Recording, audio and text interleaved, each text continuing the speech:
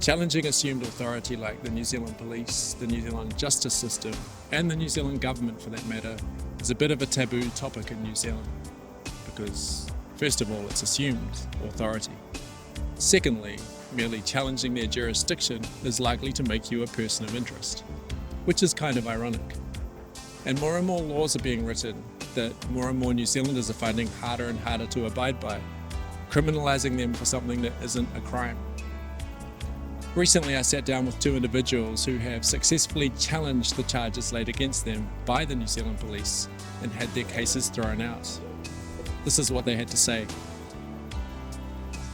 But what I was going to say is like they're overreaching and they're encroaching more and more and more. And so when is it going to stop? It stops when you say, I've had enough, when you've had enough, when you say no. So today it's a speeding ticket, tomorrow it's a drug test. What's the day after? You know, where's it going to stop? And that is my point. That's what my concern is. Because that'd be quite good, wouldn't it? Yeah, it would be good, but no, there's From the moment that I wake up till I lay my head. That sounds quite nice, actually. Cool. I think it's that. Where do we want to start? Yeah, so what I want to start with is we've got more New Zealanders now who have drawn the line in terms of the government drafting legislation that incriminates ordinary New Zealanders. Example, this roadside drug testing bill, they're going to want to refuse consent to undergo what they see as an invasive test. So they need to know if they're in a situation with a police officer, what do they do? And what would you guys, having confronted situations and come out with a favourable outcome, how would you guys go about that yourself in terms of your general conduct? Me, I'd use the religious rights thing, and in particular the Muslims, because they seem to use Muslims as like a battering ram, like the taboo. Oh, you're not allowed to talk about the Muslims. So for me, I can use that to my advantage. And I would say, well, because of my religious rights and my beliefs in Muslim beliefs, I cannot lick anything except the black stone of Mecca. But I'm more than happy to spit on your device. That's the way I would approach it. Right. Yeah. And why would you choose that approach over other approaches? Because just flat out refusing them just gets you into arguments straight away. Yeah. And you want to avoid argument at all costs if you can. Yeah. Whereas but this way you're giving them an answer. They might not like it, but it's still an answer nonetheless. What will give you leverage with that kind of answer? Because it's within New Zealand legislation, like religious rights. It's embedded in it. And the other thing, it's a social thing as well, because over the last sort of 20 odd years I've used the Muslims as like a battering ram on society. Yeah. So like you can switch that around and turn that back on them and say, well, I'm a Muslim. Well, how do they know? They don't know whether you're a Muslim or not. Yeah. And they can't refute it. They can't say, no, you're not. Yeah. Well, have you been to the mosque with me and seen me there? No, I haven't. Well, then shut up. You can only take what I've said at face value, and that's it. So yeah, like I just said, because of my Muslim beliefs, I cannot look anything except the black stone of Mecca. And when it comes to the device in this particular instance, they're asking you to put it on your tongue. I would say, give me the device, I can handle that. I can spit in it. I can show you that, yes, it is negative, there's no drugs in my system, and no, I will dispose of it. And how about you? Well, you've got to look at legislation in the first instance. Why is legislation there? It's written, the law is do no harm, cause no loss. So no law can be passed that's going to cause you harm. So every law is to prevent harm. So first of all, you've got to look at the Bill of Rights. So Judith Collins says, yes, it is a breach of people's rights. But under Section 5 of the Bill of Rights, she's saying it's reasonable breaching your rights because it's a safety reasons and it's reasonable. So you've got to look at what they mean by reasonable, what they mean by safety, and the reason they're bringing it about is because people are driving impaired. So first of all, it doesn't measure impairment, and it doesn't tell you how long a drug has been in the system, which is medication as well. So that medication you've taken 3-4 days earlier could still show up as a positive.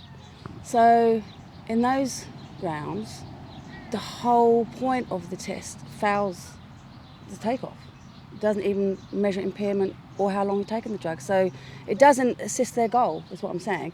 It will just prove that you've had drugs in the system, it's still present in the system, it doesn't show you're impaired. Under the Bill of Rights, I think it's section 10, medical grounds, so no one can be forced to participate in medical treatment. So the legislation says, well, it's not considered a medical treatment. Well, how can that be determined? That can't be determined by the police because they don't know the law. They can't give you the advice of the law, so that has to be determined by a judge. That's why, if you refuse, it's an innocent infringement which you can challenge in court for medication reasons. Forget that. That's just falling into their jurisdiction. The fact is, you don't refuse, because if you refuse, the police officer will say to you, are you refusing? Now, because it's written in their legislation, if you refuse, it's an instant infringement. Well, we don't refuse. So therefore, we're operating outside their legislation. No, I don't consent. I'm not refusing. I don't consent to give you my DNA, which is effectively what it is. So they don't have an answer for that. It's not ticking the box. It doesn't tick their box. So for me, I would be saying I don't consent. Under no circumstances am I willing to give consent to something I don't agree with. Do you think the police will be empathetic towards that perspective or that position? Definitely not, because they've been trained. Don't forget, they just trained to follow orders. So the order is anyone refusing, instant fine. And it also says in their legislation that the matter can't be argued on the roadside. So it has to be argued in court. Well, as you know, if you argue, then you become the defendant. So we're not arguing anything. We're stating a fact. The fact is I don't consent. You can't force compliance. Where does it say you can force compliance? The other thing we have to know is what is in that saliva test, what chemicals. Am I going to have allergic reaction? Are there any contraindications? You know, what toxics are in there? You know, there's lots of questions that need to be answered before anyone can have a full understanding or to make an informed decision, put it that way. So there's not enough information at the moment. So you're saying, for the reasons you gave, that you do not consent. Do you think that the police officer on the scene will construe that as an argument, or do you think they will take it for what it is intended as from you? And then if not, how would you make sure that they know that this isn't an argument? This isn't an argument and this isn't refusal. It's no consent. So yeah, he can give me an infringement and I'll be going straight to court and I'll need his name, full name. I know they give you their badge number. If he doesn't give me his badge number, I'll just do an OAA for the badge number, because he needs to be accountable for his decisions. And don't forget, no one is above the law, so the rule of law applies to everyone. So was he tested that morning? So we're now in a situation where we've decided we're going to take matters to court, right? I think if they're going to proceed, if you said no consent, I'm not refusing. Don't try and change my stance. I'm not refusing. I am not consenting. It's very different. On lots of grounds, you don't know me, you don't know my medical history, you don't know what's in it. Well, can you tell me what's in it? Well, I'm sure they can't. So if they can't tell you what's in it, how can you proceed? How do they know? How can they assure you you're not going to have allergic reaction or later on suffer harm? That's my stance. So they can't give you that assurance. So we already know from the previous fabrications or falsifying of 120 police officers doing the alcohol breath test, and it did say they were doing it to meet the target. What does that tell you? We're talking about a quota here. Yes. So it says on the report that 120 police officers have been investigated, and their reasoning was they were trying to meet the target. So if they can breath test and then alter the results, how can we be assured that they're not going to do it again? That's a great They're taking those samples, and what are they doing with those samples? Now, in the legislation, it does say that no one can keep their sample. The sample will be destroyed at the end of the day. It said it will be kept in a container and destroyed. Now, later on in the legislation, it says it will be kept indefinitely. So where is it stored? Who has access to it? Who's tampering with it? And why do they need to keep it? So as I said from the beginning, there's still many questions that need to be answered before we can have any confidence in this saliva test. And that really connects the breath test, I won't say scandal, but the breath test investigation that's going on at the moment, because we are talking about the credibility of the officers conducting the tests. That translates no matter what we're testing for. Would you, so on the scene, both of you, treating the way you would conduct yourself with the police officer, you said you don't argue with them, so what kind of spirit do you engage them with? One of confidence. Yeah, confidence, and you've got to be committed to what you're engaging with the police. You got to be pretty fearless, actually. Well, as fearless as you possibly can. I mean, speaking for myself, when I talk to a cop, I speak to him like I'm his boss, literally. Yeah. So if someone's not sort of as confident, is there a way that they can do it similarly without being the boss? No, they've just got to find it within themselves to get that confidence, eh? And what's the price of not doing that? Well, cops are like sharks. They'll smell blood in the water. They detect the slightest amount of hesitation, or you're a little bit scared, they'll pounce on you. And yeah. And is that because they're trained to do that? I think so. Definitely. Yeah. I think it's like a psychological thing that they're trained to. And trigger look for weak words. points. They're trained to respond to trigger words. Yeah. So the thing is, if people don't know their rights, they have none. That's the way you've got to look at it. So you have to assert yourself. What are the psychological challenges then for someone who is otherwise an ordinary, harmless New Zealander? What are they dealing with inside that? They're dealing with generational indoctrination from the system. That's what they're dealing with. Brainwashing, basically. And it's been going on for generations. It's been their dad, their dad's dad, their dad's dad's dad, going back probably over 100 and something years, probably more. And so what are they thinking of themselves when they're standing up or confronting? They've got to know that they've actually got power themselves first before they know their rights. They've got to know that they've got rights, power within themselves, like mana. Mana would be the word that Māori would put it, mana. Like tino rangatiratanga, like you're the chief, you're the boss. Do you think they feel a certain level of guilt merely by standing?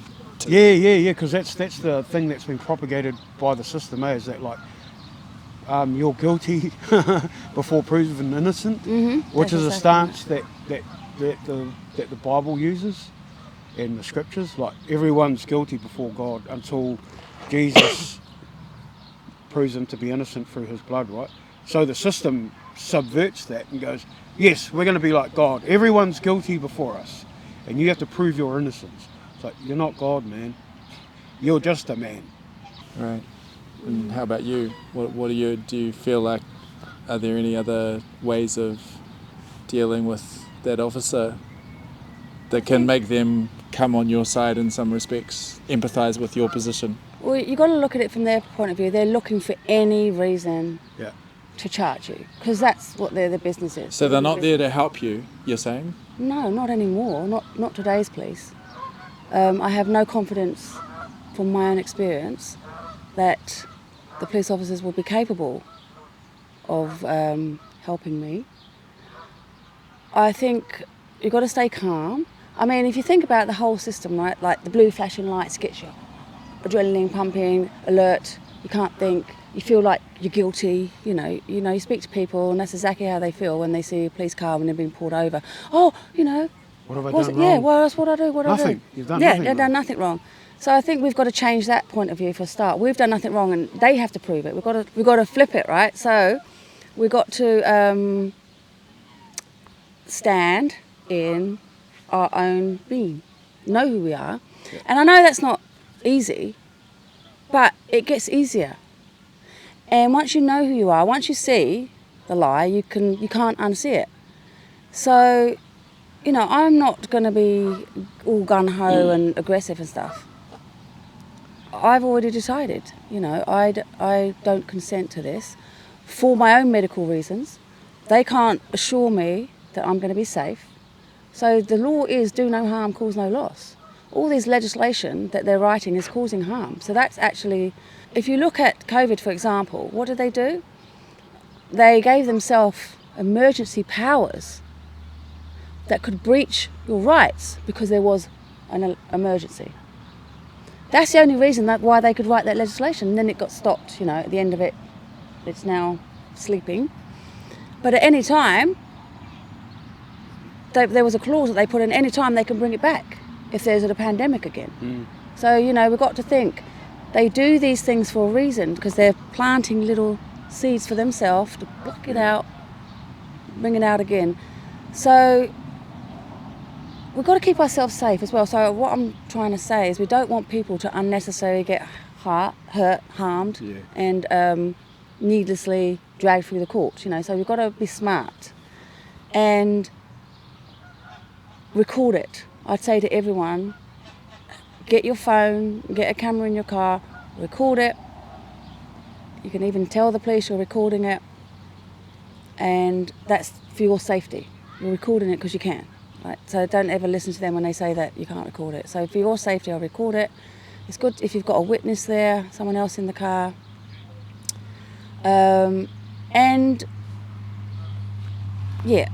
Have a little action plan. You don't have a script. It's not going to go according to your script, because when you've got a script and it doesn't go according to that script, you go, what do I do now? So it's not that. But I'm saying confidence. Build confidence in yourself. Do you want to? If you want to comply, comply. If you want to do it, do it. There's no wrong or right. It's purely your choice. And that's what people have to understand. You can't decide for me. I can't decide for you. It's my choice. It's your choice. It's a choice. Well, with COVID, we had a mandate which the government now say wasn't forced on people, but it was where people felt coerced to get an injection that later proved to be harmful for a number of people. So now for the government to institute a test which has a relay of some kind of chemical that still hasn't been disclosed, you could imagine easily that a large cross-section of New Zealanders won't be happy at all with undergoing something that does that.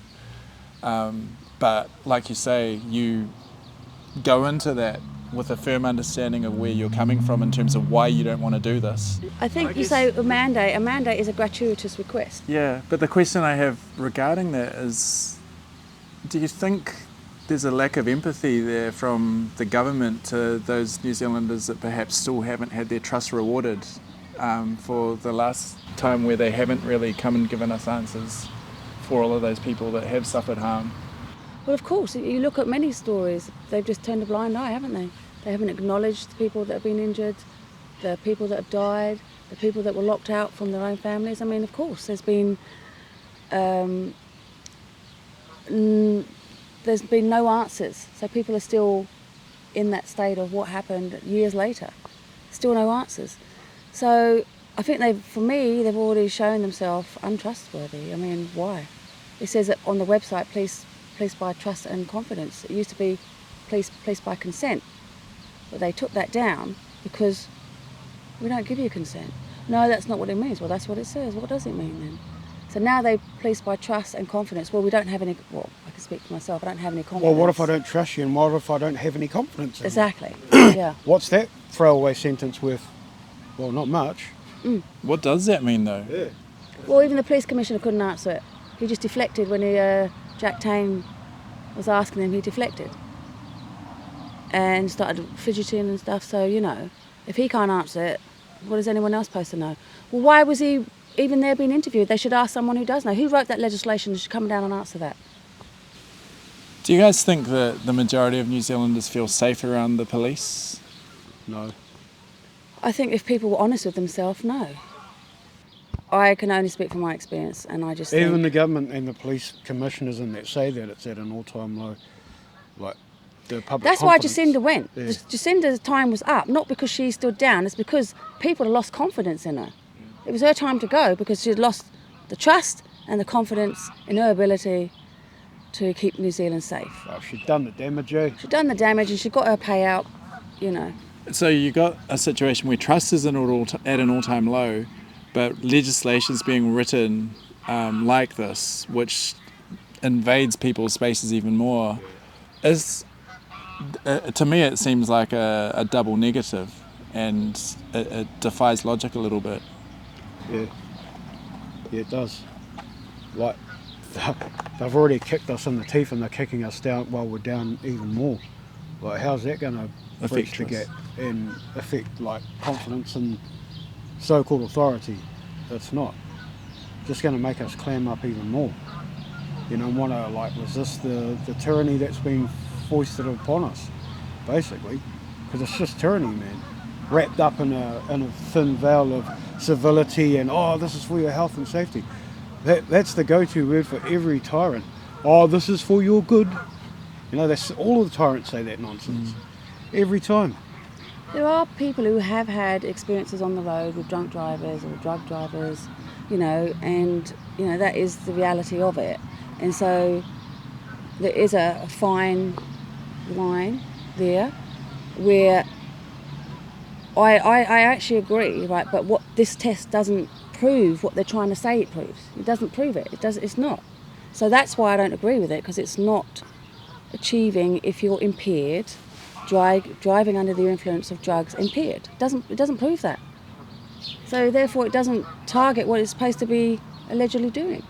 I looked up, there are over 3 million licensed New Zealanders, and there's 100,000 new licensed New Zealanders onboarding every year. And we're talking That's a lot of about, money. I think 150 deaths per year, 30% of which or 40% of which are drug related. And drug related doesn't necessarily mean impairment, it means that drugs were found in the system. Yeah.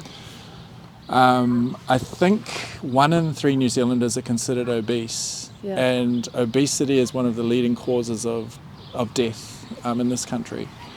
I'm surprised that the police aren't going to the Food and Grocery Council or to supermarkets and checking on what's going on there, because I feel like if they're trying to save lives, there's a misrepresentation between Definitely. what they're doing on the roads and what they're doing for people's general well-being. You know. Well, look at the doctors that are writing these prescriptions for people, and these are drugs that are on the list. Yeah. Okay, so you've got these people that are really concerned. Are they going to be pulled over? Are they going to be charged? Are they going to lose their vehicle for 12 hours? You know, it's a system they created though. They're creating this dependency on drugs. And now they're saying those drugs, like codeine for example, you're in a lot of pain, oh, just have codeine. So some people have been on codeine for years. And now all of a sudden, if you take codeine, you've got the risk of having your car taken and getting demerit points and even a fine. So I mean, it's a situation they've created and there's no real solution. Are there any areas with regards to the police out there where you can empathise with their challenge? Well, they're just following orders. You know, that's all they will say to you. Oh, if you even ask them, they just say, oh, I'm following orders. It still doesn't answer the questions. So until the questions, we said at the start, until they've been answered, what's in it, is it going to cause me harm? How can you consent to something you're not fully informed about? You can't. It's the same as the vaccine. You couldn't consent if you don't know what you're consenting to. That's how I see it. It's pretty, you know, straightforward. A lot of New Zealanders go into a scenario like this saying, you know, I'm going to hold this position, but there will be a moment in their conversation with the police officer where they will suddenly realise that it's moving from a face-to-face scenario to, okay, I'm going to court. And I think in their head something's going to change and they may back out, they may suddenly have doubts. Do you want to address that? that pressure to suddenly conform at the last minute when you didn't plan on it, possibly. I think you have to plan on it. In the back of your mind, you have to be willing to do that. So when you go in with the idea, I'm not going to consent to give my saliva, you have to have that in the back of the mind. There's always that risk that's going to happen. So if you're not willing to risk that, then don't do it. And there's no wrong or right. You can only decide for you. What if you've got an appointment, you're going somewhere, you have any intention of not doing it, but hey, I've got to be somewhere, I'm going to miss my train, I'm going to miss my flight, whatever. So you might just do it to be on your way. So, there's no right or wrong. Yeah, it's up to the situation that you're in, like what you're saying there, eh? You can't, put a one-size-fits-all sort of a thing on it.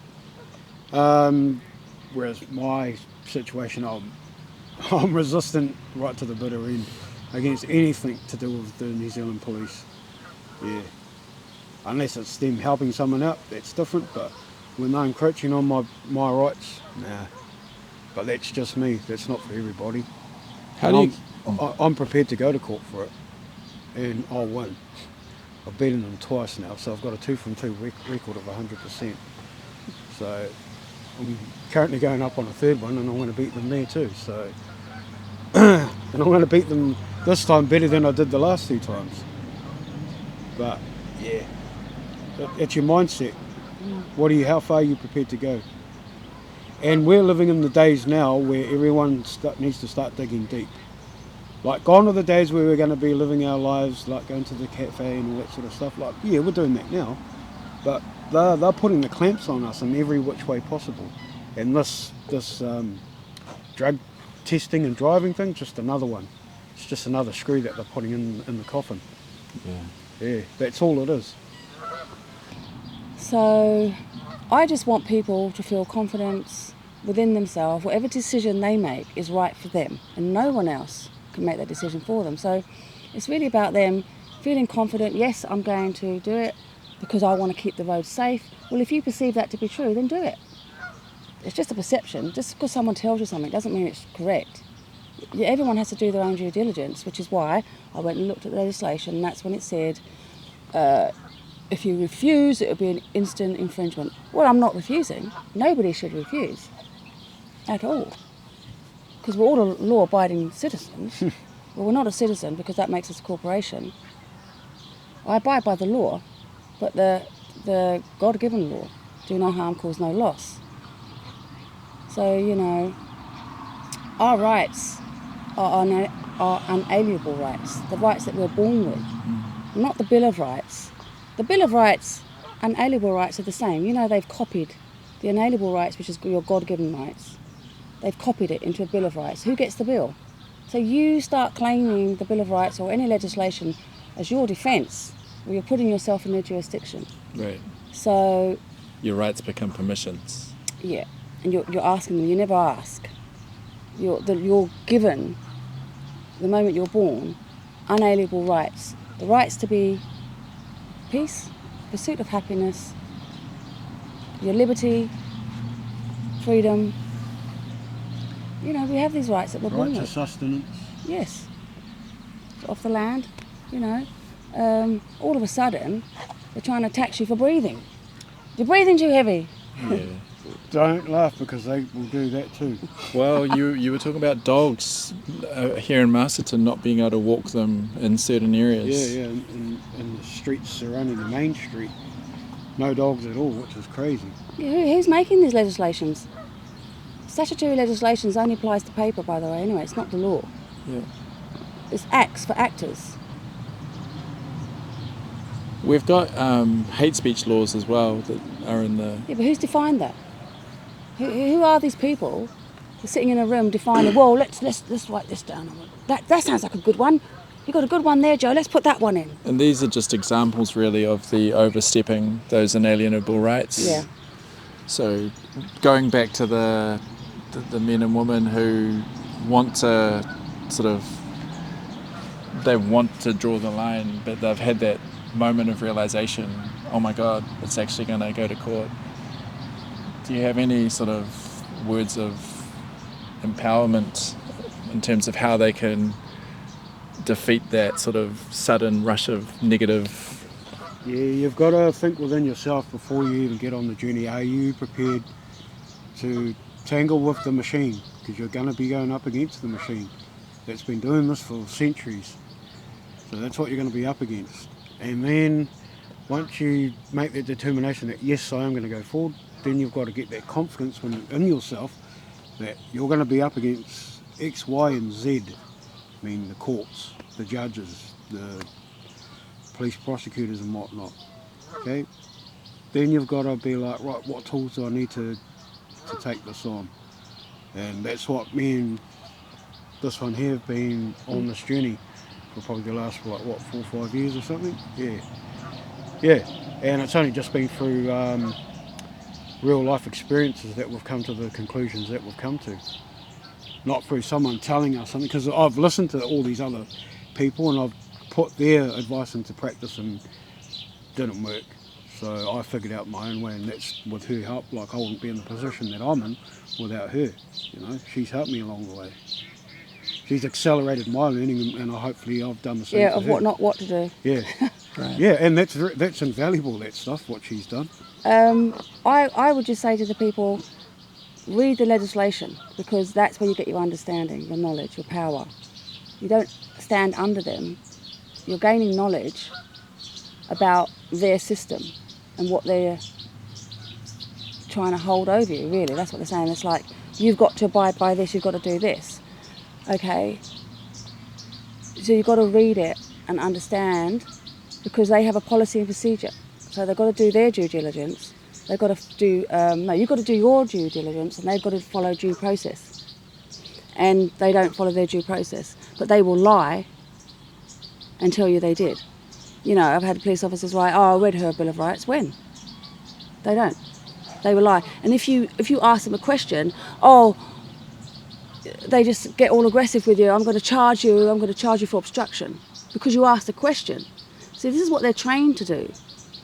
And you have to know your truth. And if you stand behind your truth and believe in it no matter what, don't have an expected outcome. Just stand in your truth. That's what I would advise people. Just stand in your truth. Don't try and predict or force the outcome. Just know your truth. When you say read the legislation, a lot of people are going to be like, well, where do I start? So. Well, specifically the drug, so like we're talking about the drug test. So you go and read that legislation. If you want the alcohol breath test, you read that legislation. So whatever you're worried about, so start off with one. You read the legislation, and their legislation will say this, this and this. And then you'll see that they don't do that. You know, police stopped, did a breath test. I wasn't driving, and oh, we're doing breath test, can you breathe into this? And I said, what legislation are you operating under? Oh, hang on a minute. You had to go and ask somebody else. Oh, the Land Transport Act 1998, Section 114. Oh, what about the Land Transport Act 1998, Section 113, where it says you have to have a warrant, you have to be warranted? Oh, don't know about that. They don't know. Gotcha. Oh, well, actually, because they're in uniform, they don't need a warrant. Well, actually, under the Policing Act 2008, Section 24, Schedule 1, Part 4, it says they do. They have to be warranted by the Police Commissioner.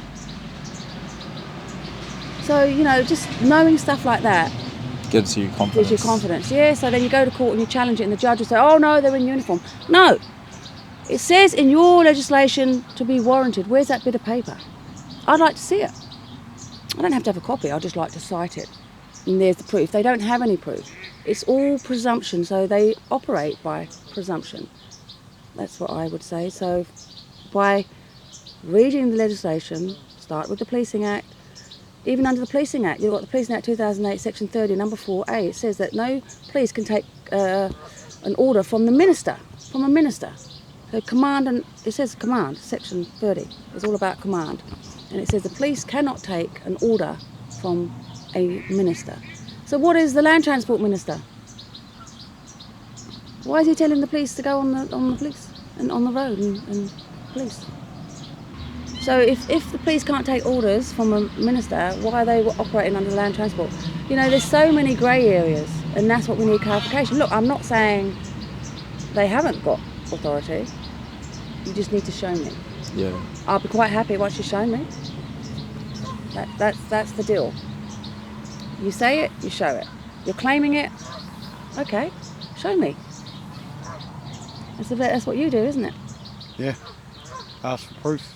Black and white. Yeah. I don't take anything but black and white. Yeah.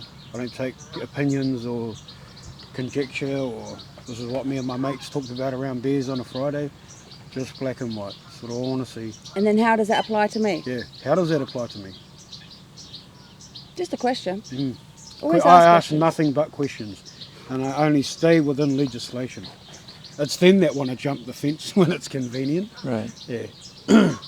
So when you stay within legislation, you talk about legislation related to the issue we're discussing, in terms if it's the drug act, Oh, it'll eventually lead there. yeah. Yeah. Because all legislation applies to persons. Yep. That's the the linchpin in all of legislation. Everything's predicated on the person. Doesn't matter what you're talking about.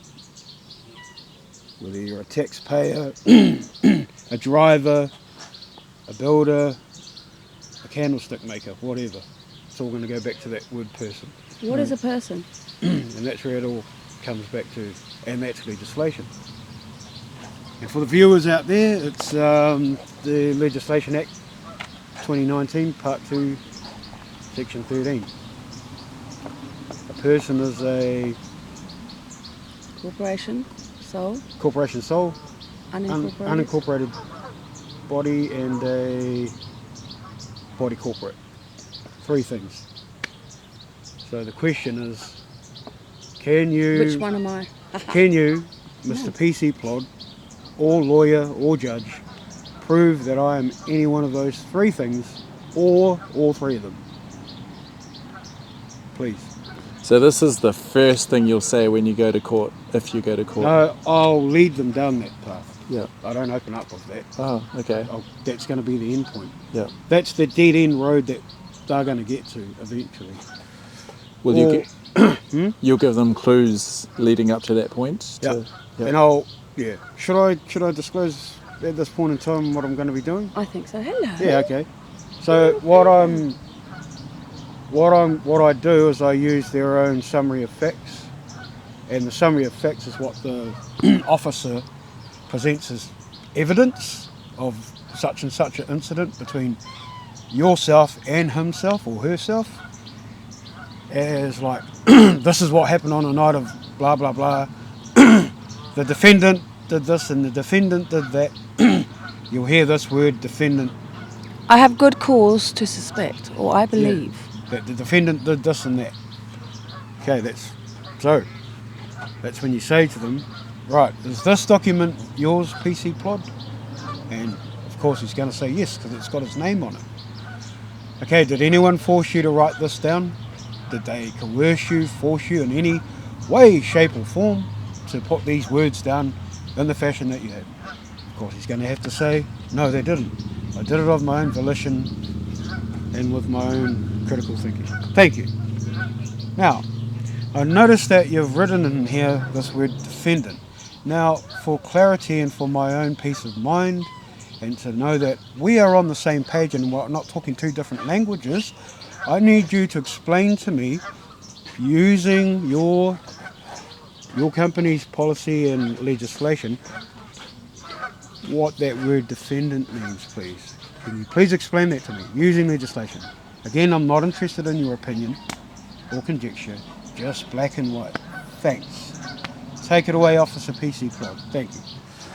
And of course, well, either he knows it or he doesn't, so you can help him and you say, well, it's in the Criminal Procedures Act 2011 under the interpretation. Would you like me to help you with that? So you can, use Uncle Google, get Uncle Google out and Google it, and then read it out for me, please. And he's going to read it out and it's going to say, a defendant is a person charged. That's when you stop and say, sorry, I just got to interrupt there. A person. Great. Thank you. Now can you now do it again and explain to me what a person is using New Zealand statutory law, please. Thank you. They're either going to know it or they're not. That's when you jump in again, because your mother helped like that, don't you? You jump in and you go, look, it's that New Zealand legislation 2019 Part 2, Section 13, and it's It's what we just explained just previously. A, B and C, body corporate, sole corporate, unincorporated body. Please, can you prove that I'm any one of those three things or all three? Thank you. Go.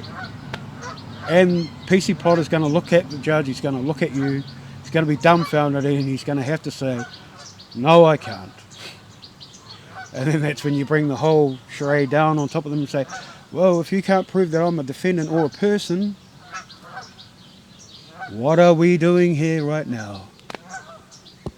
That means you've got no jurisdiction over me because your legislation just... And we will let legislation define legislation. Legislation will interpret itself because it's got interpretations in there because of some clever dickie with a beard and glasses thought about it. And he wrote it in there. Quite nice of him. And you can't prove that I'm any of those things, can you? No. Right. You've got no power over me. It's important to walk them down that path, I guess, because they will then see in real time exactly where they fall short. And I've done that in court. I've done that in court. Not using their own paperwork. I just happen to be able to use that in my question time with the officer, arresting officer. And I was able to go straight to, do you know what, the defendant, what is that? And just caught them all off guard. And all charges got dismissed. Yeah. I'd love to have been there. Yeah. Were you there? Yeah, she was there. Yeah. That would have given you a bit of power. Yeah, no, it was amazing to see them like a fish out of water, really. Yeah. I just want to close off. Wow, I didn't notice all those things. So, what do you guys see as the benefit of more and more New Zealanders actually standing up to the system like you guys have in the long run? Well, it's going to give power back to the people because they're not going to be as fearful of the so-called authority, and they're going to be able to walk with confidence out there in the world, and live their lives how they want to live it. Like, of course, you're not out there hurting any other people, but you're not going to be under the scrutiny of Big Brother and all that sort of stuff. Yeah, you've got a way of fighting back against the machine. You really do. And once people realise that, man, it's game over for the system. It really is game over for them. I mean, it's just me and her, and a handful of other people doing it at the moment, and we're getting traction back against the machine that's been doing this for centuries. We've only been in it for like 5 seconds, and we're already getting traction back on them. So don't take that much. Really, the battle starts in here first, in the mind. Yeah. That's where it starts first. Not reading of books. That's this. You got to get that under control. Yeah. It's kind of deep inside, isn't it? Don't you think? Because it's not like you intentionally go out and think I'm going to be insubordinate. They might like to label it that, but you just got to know who you are and stand in truth. Because I know that didn't happen. What they're saying didn't happen. Once you find that strength within you, because it is a strength. It is stepping outside the box. It is putting yourself, under a bit of pressure. I'm not saying it's easy, but I do it because it's the right thing, and I don't expect everyone else to. But if they want to, this is why we're trying to support those people, so that they can feel they're not alone. And once you see someone else doing it, and there's a little groove that we've made. Yeah, like a pathway. Yeah. I think everyone's got a level of indignation within themselves. Yeah. Everyone gets indignant about that's something. Right. That's not fair, you know. Once you tap into that it's not fair, and you get really annoyed about it, that's what you can use to fuel yourself to get your confidence up. Because you can move mountains when you get indignant about something, eh? When you see, that little kid's getting picked on, I have to get up and do something about it. Like that. Get that indignation going. A lot of people they're not really indignant about things these days, but once upon a time that was a big thing that drove us. I think it's just like a thing that's in our DNA. Indignation. Especially at wrongdoing. Yeah, and the criminal legislation does say it's got to be proved beyond reasonable doubt. And often there is no doubt. There is no evidence beyond reasonable doubt. There's lots of doubt. And it's all about interpretation. It always comes back to interpretation. How the judge interpreted it.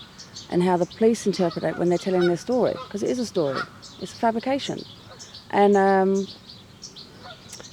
I think you've got to start somewhere, and there's no right or wrong, it's all learning. So I think people, you know, start off and you might think you failed, you haven't failed because you've learnt something that day. And it might just be starting off with a traffic speeding ticket or infringement, you know, but I guess it's important to know if you fight a speeding infringement, you're not going to get a criminal record if you lose. yeah. But what Yeah. what I was going to say is, like, they're overreaching and they're encroaching more and more and more. And so when is it going to stop? It stops when you say, I've had enough, when you've had enough, when you say no. So today it's a speeding ticket, tomorrow it's a drug test. What's the day after? You know, where's it going to stop? And that is my point. That's what my concern is all this fear tactic is to get you to comply. So they create events. I mean, as I said earlier about the breath alcohol testing, it was all to reach the target. So they've got a target they're trying to get. So, you know, I've listened to retired police officers who've said, yeah, well, we used to issue tickets, they didn't stop at a stop sign. When they actually did, but we used to give them a ticket for rolling stop. Yeah. They were told to get numbers up. Yeah. They would give them a ticket and call it a rolling stop. You didn't stop completely. You know, and, you know, a lot of police officers who had a conscience left and said, well, I didn't sign up for that, to give out these infringement tickets. You know, all you've got to do is do an OIA for how much the police earn. They're earning billions. This is a money-making system, and that's all about money. So as I was saying before about the sirens and that, is to create fear. So they put you in a state of fear before they even get there. So then, you know, they're looking for a reaction. They're trying to poke you. They're trying to get a reaction. So, you know, my advice to people is stay calm, because that's what they want. They're looking for an excuse to arrest you, to charge you. I mean, you know, if you ask a question, they then say, you know, you're obstructing. You know you're not. So just be mindful of that they're looking for a reason to obstruct you. I would like to say there are some nice police officers out there. You know, I've met some nice ones. They're not all the same, but I do believe they are under pressure to reach these targets, and so that's what's forcing them. Yeah, they can turn at any given moment. They can go from being a nice cop to a compliant cop. What old Sarge says I've got to do. Yeah. You know. Oh, well, I've got a mortgage to pay. I've got 5 kids. That's mouths right. to feed, So they use that as their driving force, you know, and that impacts you. So, I'd always say stay calm, because they're trying to poke you to get a response, and don't give them. And I'd like to just say as well, under the Evidence Act 2006, Section 60, everyone is privileged from self-incrimination, so you don't have to answer questions at any time. If you're charged, you don't have to answer questions. You don't answer questions. So that will be your answer if they ask you a question. According to their legislation, you don't have to answer questions. Actually, that's a bit of a conflict, really, that what you just said about the self-incrimination, because even giving your identity that they are asking for, you straight away you're incriminating yourself just by doing that. Well, it's actually getting you to contract. Yeah. So when they ask you for your name, date of birth and address, it's a contract, right? But what are you legally obligated to give them? Now, bearing in mind legal and lawful is very different. So what are you legally obligated? You're obligated to give them your first name. That's it. Yep. Under the Flags, Emblems, Protection Name Act 1980, Section 14, it says that unless you're operating in commerce, you do not have to give your surname. You're committing a crime. So giving your first name isn't an entry into contract. It's just sort of like a common. Your call is I'm called. Polite introduction. Right. Yeah. Yeah. And that's all I ever give cops, just my first name. And they'll say to me, well, what's your last name? And I'll just say, well, you're the detective, you tell me, do your job, I'm not going to do it for you. The other thing as well, if you're ever forced to sign anything, don't sign with your name, just sign by co-actors, VC, or all rights reserved without prejudice. And that may not mean a lot to you right now, but it's very important that when you're forced to sign a document, by co-actors, V-I-C-O-A-C-T-U-S, by co-actors is Latin for under duress. Now, a contract cannot be established under duress, so They ask you to sign any document. If you're held at the police station, they're not going to release you until you sign this document. You sign it by correctors. Never You your can name. even just say under duress. Yep, you can write You can under just say duress. that's my signature. You can't tell me how I sign my thing. So it's very important to do that, and then you're not given any jurisdiction over yourself. Yeah. Anyway.